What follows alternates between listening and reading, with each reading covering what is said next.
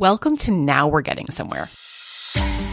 I'm Katie, and I'm a certified life coach, but I've also been a management consultant at McKinsey and a product manager at a tech startup. In other words, I know what it feels like to have a life that looks pretty good on paper, but doesn't feel as good as I want it to.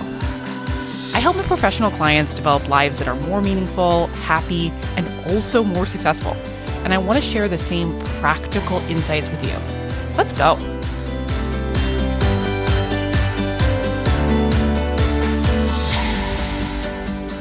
Everybody, I have a great podcast for you today. But before I did, I wanted to make my personal update for you to be something that I've been thinking about since I recorded my last podcast. If you haven't listened to it yet, my last podcast was about this thing that I've been doing recently where I have conversations with myself. I coach myself using voice recordings. And it's so funny. After I recorded it, I was talking to my husband about that podcast, and also one of my uncles had just sent me this whole article about how people are using ChatGPT as a career coach nowadays. And I was thinking to myself, oh my gosh, it's so funny that I never acknowledged in that podcast that you obviously also could use ChatGPT to coach yourself. And that felt like a weird thing to not at least have named in 2025 when obviously a lot of people are using it. And of course, I've used it to try to coach myself as well.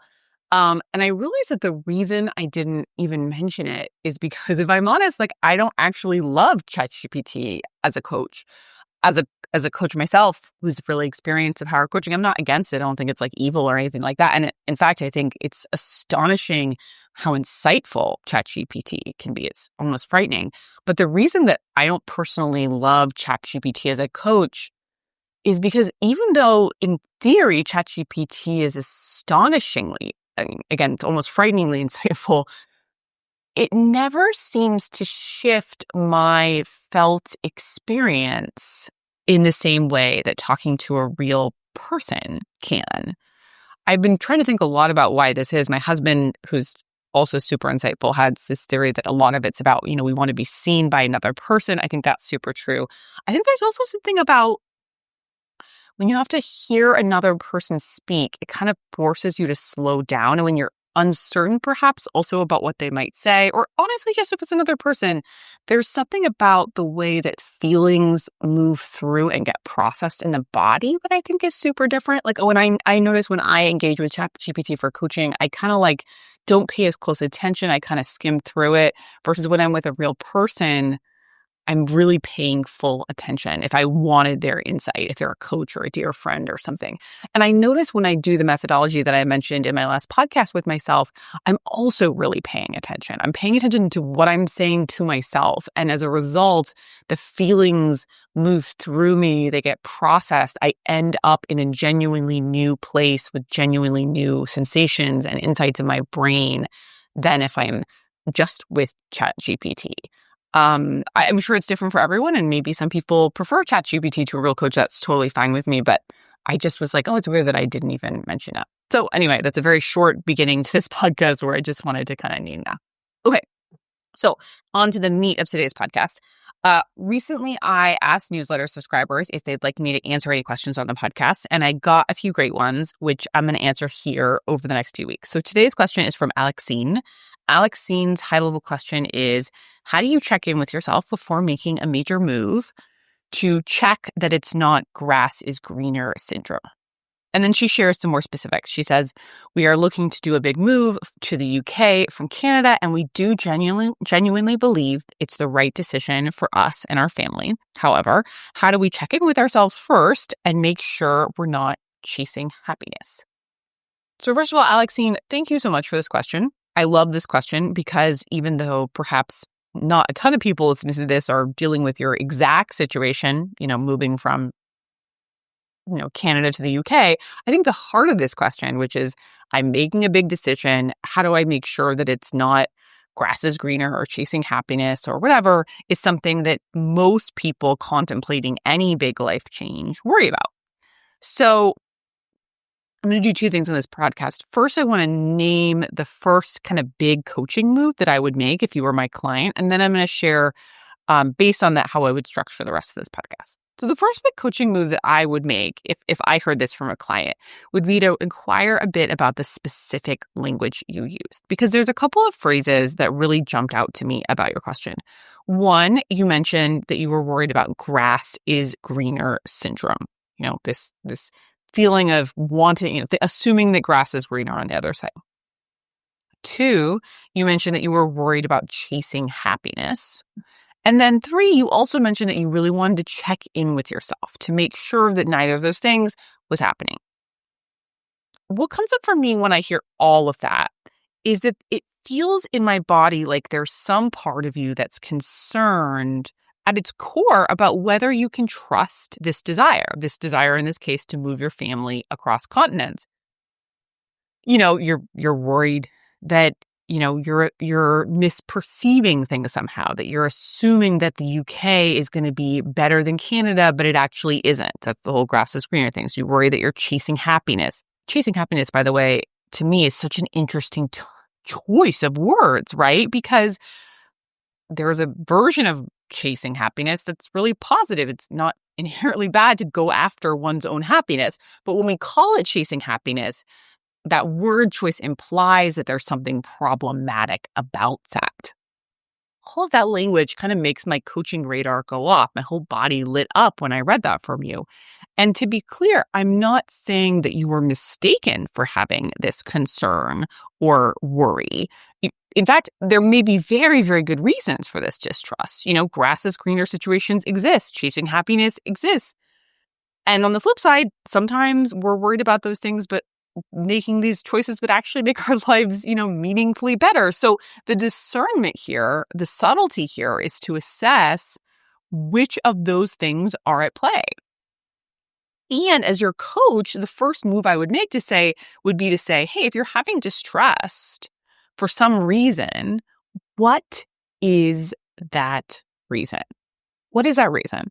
Do you have some negative past experience with following what you want? Have you been told that following what you want is bad? Is there some other factor here that you're not giving full attention to? And obviously, Alexine, you're not in front of me to tell me what's at play. So today, for the rest of this podcast, I'm just going to share 4 other categories that tend to make my clients distrustful of what they want and then lead them to say things to me like, oh, this is just grass is greener syndrome. So let's do that. Okay.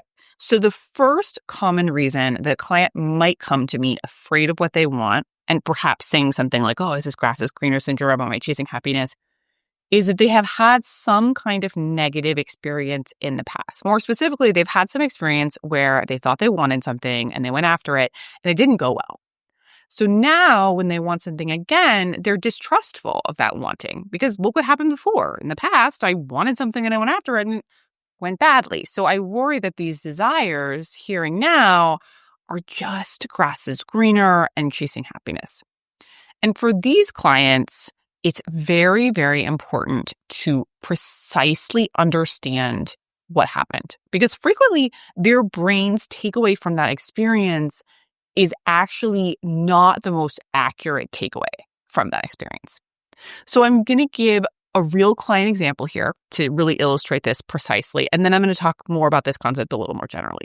So client example first. I had a client a little while ago who was struggling to make a decision about where to live. She needed to get a new apartment and she was having a lot of stress about what to pick. She couldn't make a decision. And at first, at the beginning of the session, I thought, oh, I guess she doesn't even know what she wants. So I asked her a couple questions and it was clear to me very quickly that she basically knew exactly what she wanted. She knew the size, the budget, the location, quite specifically. But she was doubting that desire in a very serious way.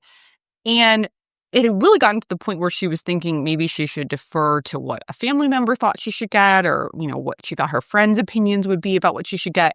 And I asked her, hey, what's your relationship to making decisions based on what you want? Do you feel that you have, for example, made bad decisions in the past? And she said to me, yeah, I do. I actually feel that I have made bad decisions in the past.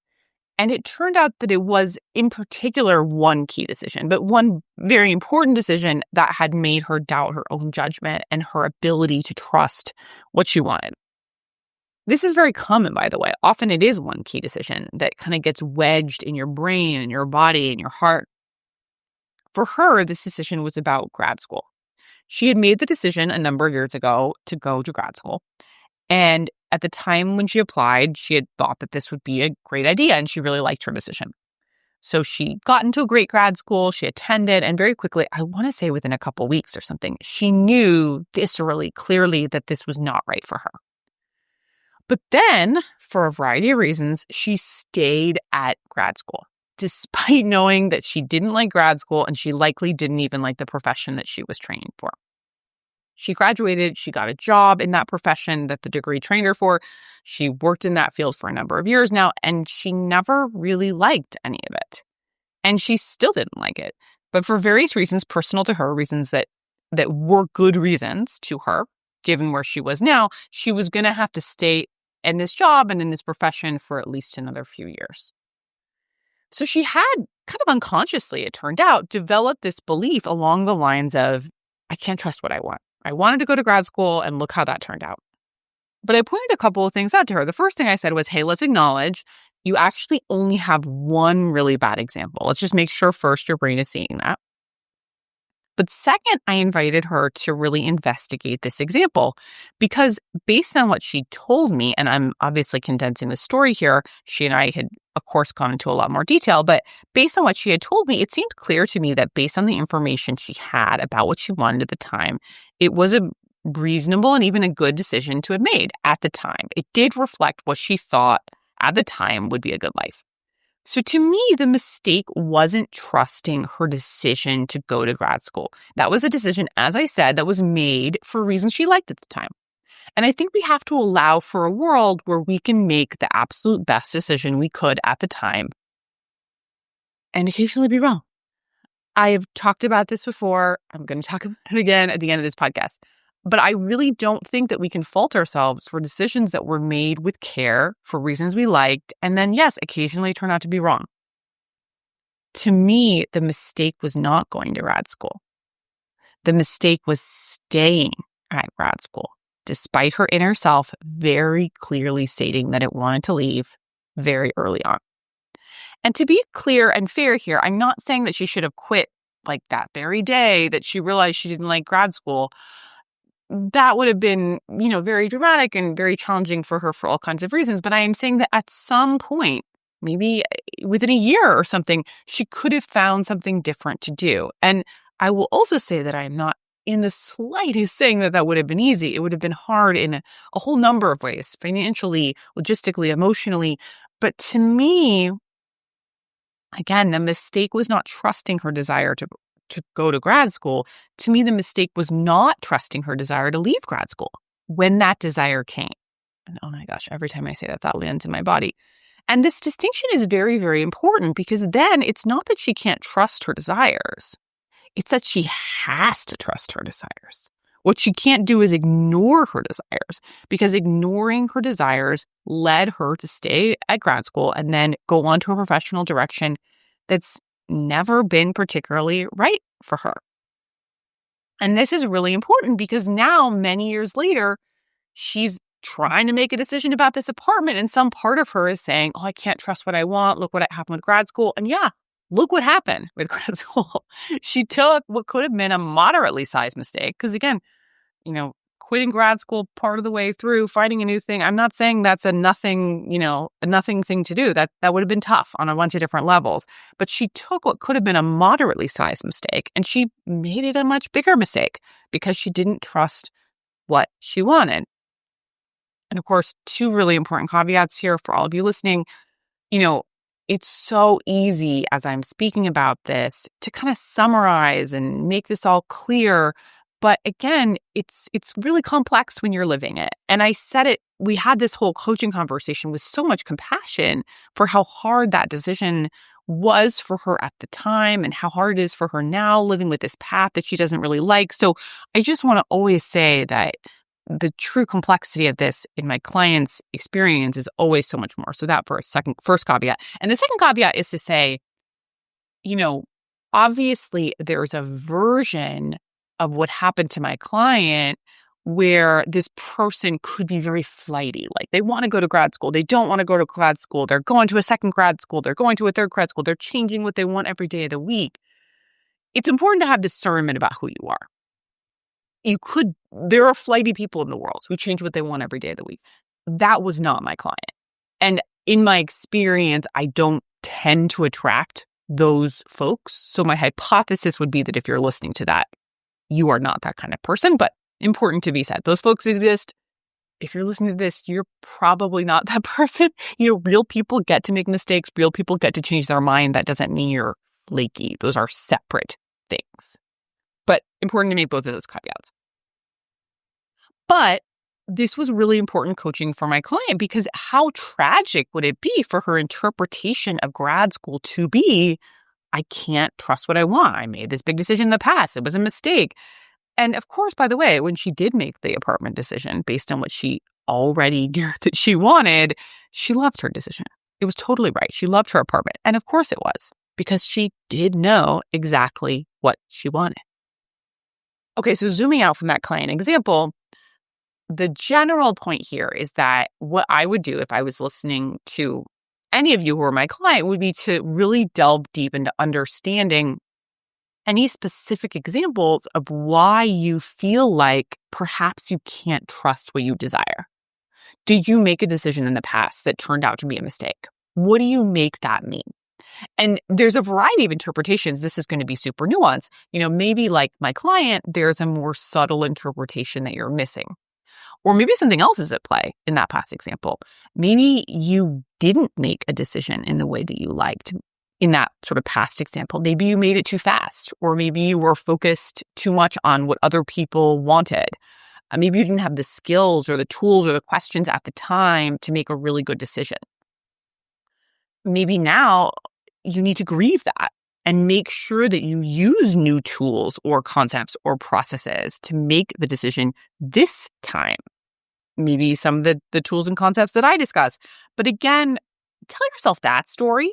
Tell yourself, I don't like how I made that decision, but I'm going to do my absolute best to make sure that I like the way in which I make the decision this time around. Don't tell yourself, I can't trust decisions that I make. And by the way, if this whole point that I just shared doesn't apply to you at all, maybe you don't have a history of making decisions you didn't like. That's also something incredibly important to remind your brain. I would suggest that you literally say to yourself, hey, brain, I actually make really good decisions. My decisions are typically super trustworthy. I think it's really important to make sure that that thought is super strong in your brain if it's true. Okay, so that's the first area that I would want to go into with clients. Is there some sort of past history that makes you distrustful of what you want and listening to what you want? And by the way, look at me. I'm a life coach. I'm not a therapist, but I'm talking about your past. What is this? I sort of make that joke because, sometimes coaches talk about the past too, because we need to neaten up that room a little bit so we can move on. But as I said, that's the first thing I would look at. A second common reason why I might hear a client doubting what they want is that somewhere along the way, they were told explicitly or implicitly that it wasn't okay to want things or to trust their desires, that trusting their desires was foolish or dumb or selfish. This might have happened. They heard this perhaps from someone who was influential to them, like a parent, or there could just be like a general cultural norm about this. I will say all kinds of clients I've had tell me that there's sort of general cultural norms around not trusting their desires. In particular, my clients who are of Asian descent, I have honestly maybe like a quarter of my clients are first or second generation immigrants from Asia, typically US folks. They tell me in particular that this tends to be a very prevalent cultural norm. We could have a whole discussion about, what are on average Eastern versus Western values and pros and cons to each. But I do tend to have conversations like this with my clients who are of Asian descent. And I think it's really important to say to any client that obviously this is a really nuanced situation. As smart people, we all know that there's a version of follow your desires, which is not good. There's a version of this which is dumb or foolish or yes, absolutely selfish. Like we could all imagine someone who's following their desires in a foolish way, who ends up with no money or, kind of ruining their life or hurting people in a really inconsiderate or careless way. But also, there are also ways to trust our desires that may end up being the wisest possible decision, because man doesn't end up using energy to go against what we actually want. And man, do we often have more enthusiasm and willingness to work hard and really good insights when we actually want things. And we often can go after what we want while also being loving and thoughtful about other people and key relationships. So there's often this need to go in and untangle our beliefs about what it means to follow what we want. So Alexine, you in particular, you used words like grass is greener syndrome and chasing happiness. So if we were working together, I would want to know, did someone or some culture teach you to be afraid of that? And is it right to still be afraid of that? Or is something else true? You want to make sure that you're not jumping, heedlessly from one thing to another, but also it can be problematic to not go after what you want. That can cause other real problems too. Sometimes for other clients, they might not use words like grass is greener syndrome or chasing happiness, but that sort of underlying fear of trusting what you want manifests itself as a fear of selfishness or foolishness. So for those clients, I might have them really examine both in session and also likely on their own, often kind of in writing. Is it always selfish to follow what we want? Could it be the opposite of selfish? And if it is selfish, is it bad to be selfish? Is it always foolish to follow what we want? How could it be the opposite of foolish? How could it be wise? How could it be more wise to follow what we want? Again, I'm not going to give a blanket statement like, jump and the universe will catch you. I mean, obviously there are ways in which that's true. I've certainly experienced it to be true. And there are also ways in which that's terrible advice. I think we are all smart people who can hold nuance. And the reality is that both are true. We can trust our desires, and we shouldn't 100% trust our desires. But if we're too far into the camp of, I can't trust my desires, and in fact, trusting my desires leads to terrible outcomes because it's always selfish or foolish or chasing happiness or grass is greener syndrome, then we're always going to find ourselves in lives that don't feel good because we won't like our lives very much. So that's the second thing I'd want to dive into with a client who is coming to me with questions like you're expressing, Alexine.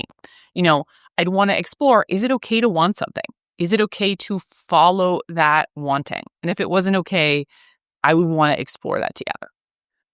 Okay, so let's assume now that you either don't have a past history of reasons why you don't trust yourself, or you've healed and reconciled those past reasons, and you do fundamentally believe that it's okay to want something.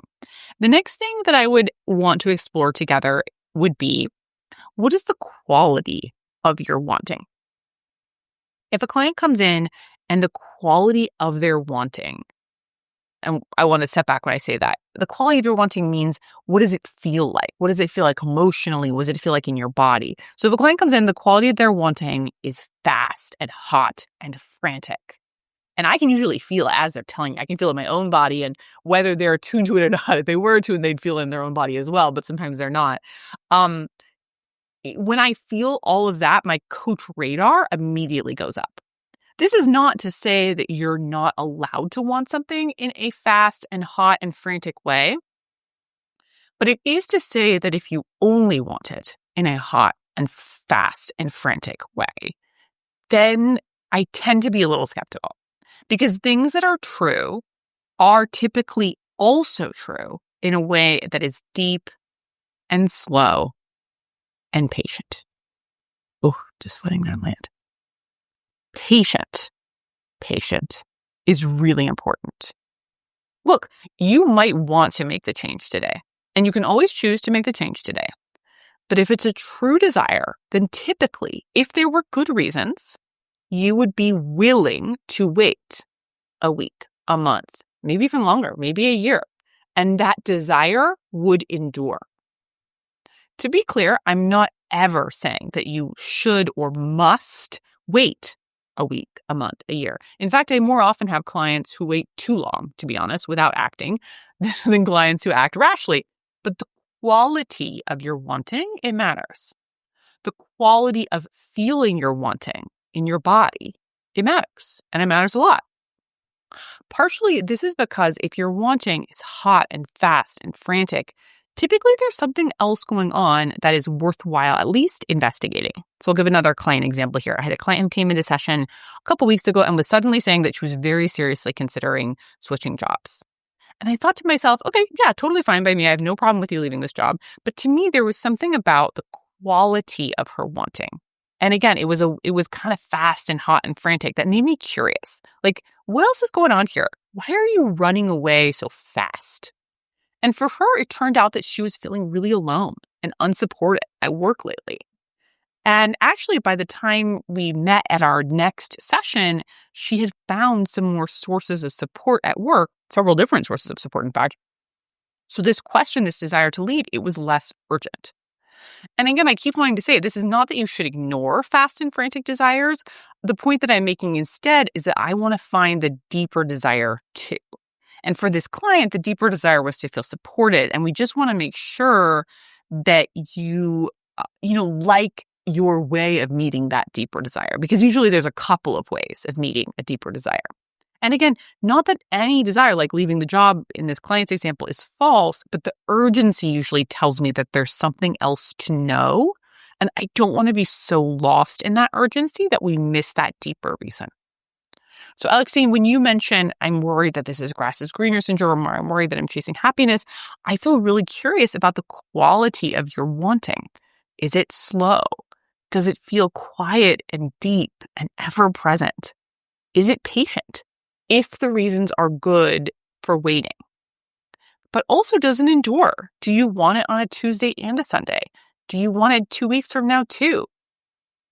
And if it does feel fast and hot and urgent, as I said, I would want to know what else is going on.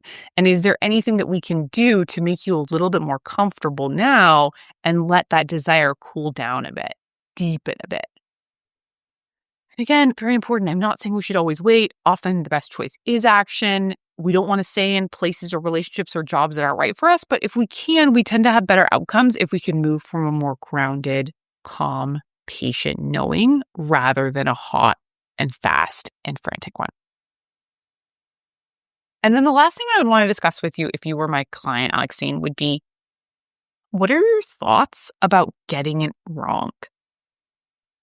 Because I would imagine that part of the fears that you're having around grass is greener syndrome might be a real fear of what would happen if you uproot your whole family, move across continents, and then the truth is, or it turns out, that this is the wrong decision.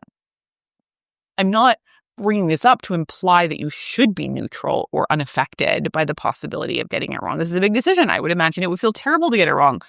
But also, if we're going to be honest about this, we have to acknowledge you might make this decision for reasons that you love. And it's a slow, deep, patient desire, and you really marinated on it. And yet, when you actually get to Canada, it's the wrong decision. I can feel it in my body when I say that. I mention this for two reasons. First of all, there's no way ultimately to make any decision with full 100% certainty.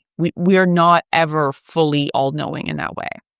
So at some point, it can be empowering to say to ourselves, I can't 100% know how this is going to turn out, but I can likely choose where we want the potential mistake to be.